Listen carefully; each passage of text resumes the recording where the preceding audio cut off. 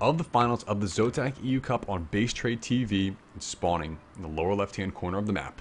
He is the Russian player from the Team Empire, none other than BratOK. And his opponent, having lost the last game, has decided to go with the deathly red color of an angry Zerg. It is M1 Starbuck. Yes. And the destructible, collapsible rocks do damage units.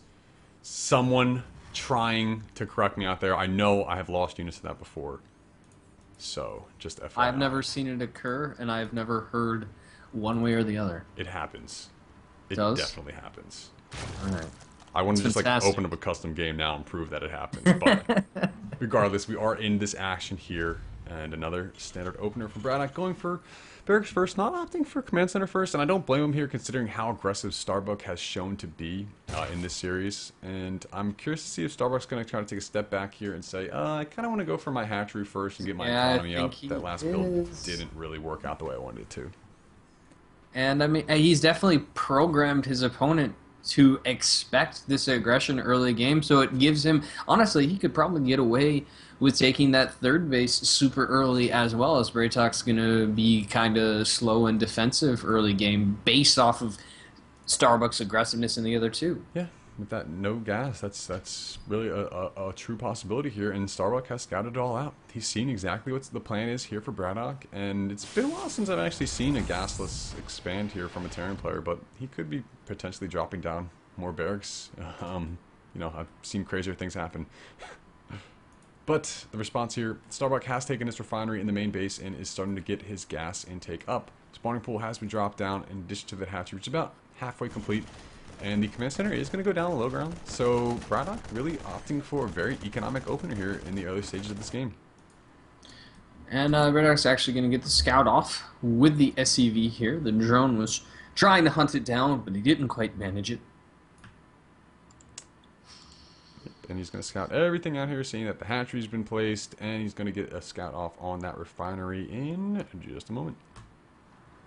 So BratOK's response here is to go for 2 gases right off the bat after dropping that down. Going to probably signal the fact that he's going to go for a factory a little bit earlier than, say, like an additional 2 barracks or a 3rd command center.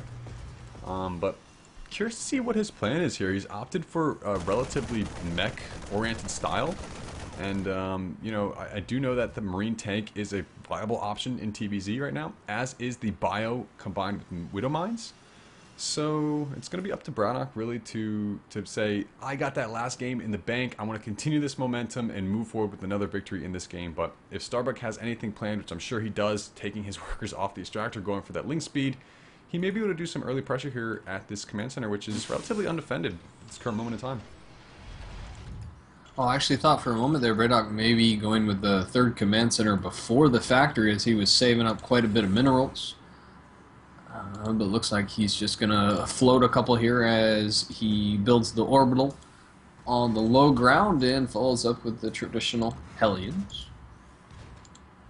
Want to see some good barbecue this time. That last game, that barbecue was subpar. Well, last game barbecue wasn't that bad. Well, I mean, terrible. consistently, Starbuck was able to prevent his drones from dying there. I mean, he only lost, what was it, like 14 in the end? Yeah, it was something around 13, 14. But the 3rd base is going to be coming up here quick for Starbuck. It's slightly outside of that 5-minute range, but still going down relatively early nonetheless. A couple of Lings are going to be flooding into the natural expansion here for BratOK. He's going to be forced to lift off here right off the bat. Love the Lings sliding down the ramp too, once again. Very, very cool stuff. From Blizzard, from Heart of Swarm. And are we actually going to see Banshees here out of BratOK? This is kind of an old school style here, going for, you know, Hellion Marine Banshee type of play, but he's throwing down a command center, so this doesn't appear to be anything that's relatively all in. And if he places this 3rd command center down and builds, like, say, a planetary fortress down there in this position, get some tanks up, you can definitely get the good turtley Terran style going for you. But a couple of Lings are going to try to pick off an SCV here, at least in the main base. Not going to get, though, deflected by those Hellions. Oh, and a few are going to get into the main. and not bad at all. Get the scout off on the third command center. See that both gases, or at least that the other gas had been taken. But really, Starbuck has total knowledge of the map right now. If you just look at the mini map, he sees everything, all of it. And he's taken even the Xel'Naga up in the northern position. He's taken his third base in the upper as well. And now the Hellions are going to start their scouting process around and around and around. And this Banshee actually not rallied straight over to the attack like we may have thought it was going to be. All right. Yeah, and I'm curious to see what he's going to be building on this reactor. It is going to be a barrack, so it's going to be a bio-centric play. And all right, how much damage would a Banshee actually be able to do in this situation? But BratOK doing a good job at stifling a creep initially here, and he may be able to catch a drone transfer, which is largely unprotected, only a single queen, and the Spine Collar not finished just quite yet. A couple of drones are going to get roasted. These Hellions are going to get a position to flex against these Lings if they run in. And, going to be not getting that extractor off there. The Hellions are going to evacuate out. No, actually going to swing back around, try to do some damage to these Lings. They're going to get these Lings, quite possibly. They get a queen, that might be even better. I mean, the Banshee's going to follow in here, and the Queen's the only anti-air, and we all know that a Banshee is able to take down a Queen one-on-one, but he actually needs to start attacking with it. He's just rallied. Second Queen has joined the fray, and I believe that Banshee is going to drop without doing too much damage. Hellions are going to be forced back as well. Roaches have now joined the fray, and looking, do we have an evolution chamber anywhere, or can we see what his tech's going to be? Okay, it is going to be melee-centric and Aspire. Melee-centric and Aspire. Yes. So, Ling Bane Muta, of course, a very common build here in the TvZ matchup. And this is pretty much just in response to what he's seen from BratOK, and looking back at what his actual vision's been. He knows that the third command center has the potential to be morphing down here, and he did do an orbital command with that. So, in the event of any type of Ling attacks, this is not going to be able to defend itself, but looking at what BratOK's got so far, he's building up his Marine count, mixing in a couple Marauders. I like that decision as well, Ord. If you're able to get some Marauders in the front of your army to deflect against things like Banelings and Roaches, well then you're in a pretty good position as a Terran player from there. Speaking of Roaches, they have arrived trying to pick off anything that may have been at the third. Unfortunately for them, there really wasn't anything besides attacking units. Lift off on those supply depots at the front to deflect those Lings as well. No run-by is going to be occurring now here for BratOK, and he's going to have the siege tank in position to deflect any type of incoming attacks. Yeah, and this is one of the features of this map that gives a lot of players a hard time. This choke point is fantastic for both Terran and for Protoss, really, against Zerg, because it forces you through that funnel. One or two siege tanks to completely obliterate anything that comes through here, or better yet, a planetary fortress. And so Empire BratOK is going to probably be okay to just cordon off his corner of the map and enjoy, and Starbuck, as if he's predicting that that's what's going to happen, is expanding like crazy, going up to 5 bases at the 11-minute mark. Yeah, and he's definitely going to be trying to establish more map control than he already has here. He's already in possession of the single watchtower. He's got the entire air pretty much locked down from the south, but there is going to be a Banshee to the north that's going to start assaulting this hatchery, and there actually isn't any queens. There's one Muta that will be joined in, so this is going to reveal to BratOK that Mutas are the choice of tech from Starbuck. And immediately, let's see if he places down turrets in the main base. He does. Anything at the natural, not just quite yet, and nothing at the third, actually able to defend them there. But man, Starbuck even going to be taking down these destructible debris to the bottom, going to be going into full-on macro mode. And this Banshee is eventually going to get cleaned up by the Mutas across the top there. Hellions in the middle of the map are looking for something, anything really, to kill, and instead they just have to sit at the Xel'Naga and wish. Poor guys. Mutas are going to meet them there and start assaulting them. None. Well, one is going to go down. Two's going to go down. Three's going to go down. Four. Every single Hellion eliminated from the map, and now they are an endangered, actually an extinct species in this game. And really, there's a token missile turret back here and a couple of Marines.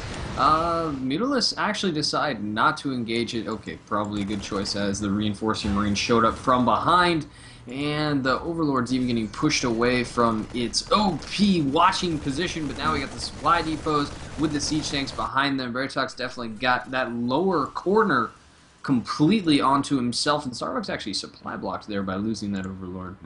Well, he does have his fourth base established to the north, Ord. He has not taken this fifth down to the breeze, so I guess he was had to pull back with those Lings to respond Appropriately here, BratOK looks like he will be trying to go for some type of drop-oriented playstyle, moving one to the south, one to the north at the same time. This one to the north may be met by these mutilas. No, just out of the vision.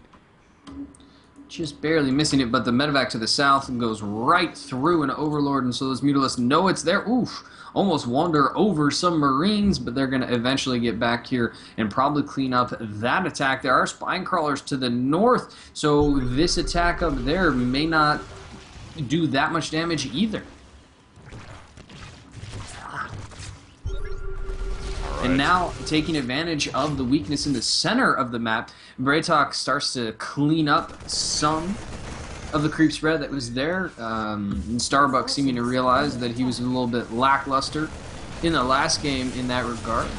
Doing much better this time, and the drop to the north actually does find a bit of a weak spot at, I guess we'd call it the fourth base, sure, third base in the north. Mutalisks do eventually clean it up, and BratOK was considering attacking all the way north, but realized that the Mutalisks and Zerglings would be able to counterattack him way too quickly, so he pulls back and decides to control the center. Yeah, this is kind of a scary position here for BratOK. Looking at his upgrades, his +2/+2 has finished, but again, oh man. Alright, posture. Setting up this position in the center is good. He's going to try to do some more drops to the south too, which will pull the ire of the Mutalisks, pull the Lings and the Banes back to the main base, and as he's pulling these units back for Starbuck, BratOK may just push forward here and be able to assault this base, which I'm not sure if he's actually aware of. No, he doesn't know that Starbuck has taken this, so even Starbuck himself is pretty much just being a mystery here in this series.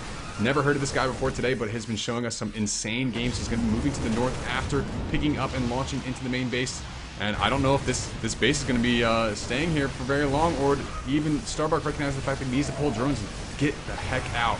Yeah, and I like that choice, and it's a hopeless cause. Defend the base that you can actually protect. I really like that out of BratOK, though. He made it look like he was going in for the drop, unloaded early, prevented those mutalisks from cleaning up the drops really easily, made the Zerglings come down, opening the attack to the north, and now the Zerglings are flooding in one at a time. You don't want to do that against tank fire. And the mutas were engaging on top of the tanks against Marines, directly stemmed underneath of him here. Starbuck's trying to add ultralists in, but he needs to really hit with his army fully contacted into one strict point. He's going on over here with the Banelings leading first here, but the tanks on the low ground, tanks on the high ground, doing a great job of zoning out the army, and I believe this base may be dropping soon, unless Starbuck has something to say about moving in with ultralists and Banelings now from the high ground. Nothing on the low ground though to deflect this. Such good spread, but these ultras are shrugging through so much of it. Clean up a lot, but the DPS from the Marines with the medevacs healing them is fantastic. And then down to the south, more Marines getting stemmed in there to attack that base. One tank is going to take out a base as well. Oh man, he's pulling drones to attack, trying to drill them back up to a base which is now under assault by a single siege tank. To the north here, the ultras are going to try to flood in, but he can simply just pick up and get out. And the base to the south is cleaned up. The base to the north is halfway dead. It's going to be completely killed. There are a lot of drones still alive on the map for Starbuck. If he can stabilize here and recreate some hatcheries, he might be able to, I don't know, but in the main there was a drop as well. Finally, that gets cleaned up, and now the medevacs are pushing forward. Look at this devastation that BratOK has been able to cause on the map board. There is only 2 bases currently established here for the Zerg player. Mineral patches at the natural have been very slowly diminished. The drop in the main base is still going down. He's going to get that spawning pool. Oh, that's a big loss here for Starbuck in this game. And now the Greater Spire is actually also going to go down. Evo Chamber might as well before it gets the upgrade. No, instead, Empire BratOK loads up. He's pretty happy with everything that he has wrought, and why not when you eliminate half of your opponent's base? Yeah, he's in absolute beast mode right now, taking this 4th base to the southwest position as well. He's got both the gases up there, and he's assaulting this base to the north once again, which is just going to be deflected by, just has a couple of lings to deflect this. The ultras are going to move in, but is it going to get here in time for this hatchery to complete? No cancel going down, and he picks up and doesn't lose any units. Again, Marines being dropped at was the old 4th base position of Starbuck, and BratOK is maxed out, or he's transitioning into more starports in the anticipation of a potential tech switch here from his Zerg opponent, and dropping once again in the main base. Look at the position for these Marines. There's no way ultras are ever going to be able to get on top of them there. Now we have a yellow arrow moving through the center of our mini-map, and slowly but surely BratOK is gonna push 4. There are a decent amount of ultras, but there's no other units on the map. bundles. Oh, a great bundle there. 1 or 2 more of those, maybe? My game is lagging severely here, but it's just going to be too much for Starbuck to handle. There is the GG. And BratOK taking a 2-1 lead in series.